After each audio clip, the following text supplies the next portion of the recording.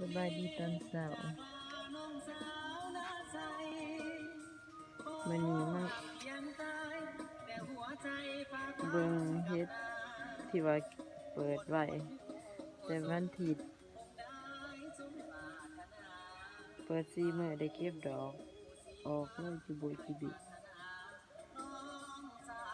กำลังแตก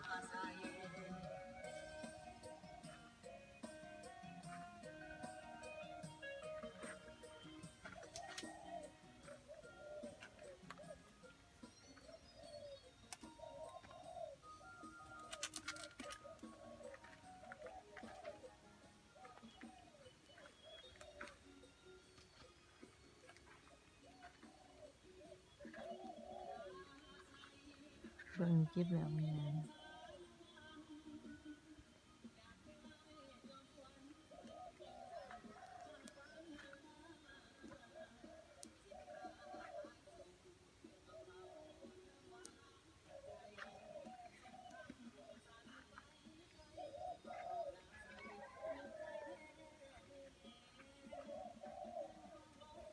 เฮ็ดค้อนขาวปรมี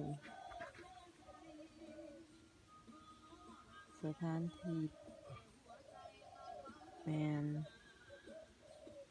บ้านลัก2เมืองสารวัตรแขวงสารวัตรเฮาเองสนใจติดต่อได้ที่ YouTube หรือเบอร์โทรตาม Facebook ได้เลย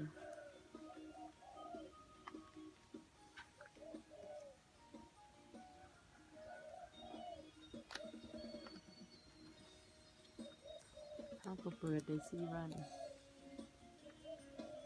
เก็บดอกได้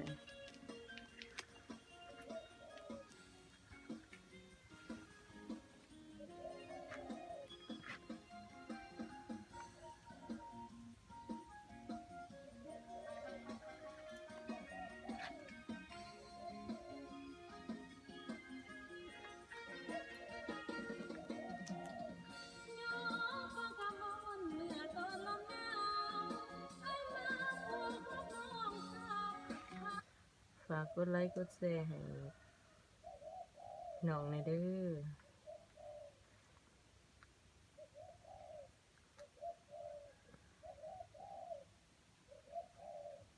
กำลังออก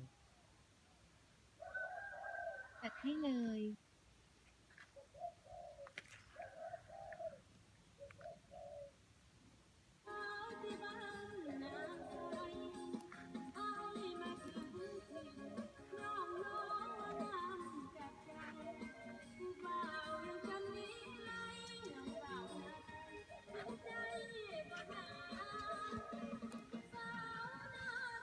แต่คิดดูจิบิ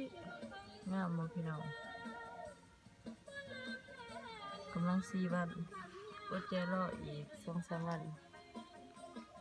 จะถ่ายให้เบิ่งใหม่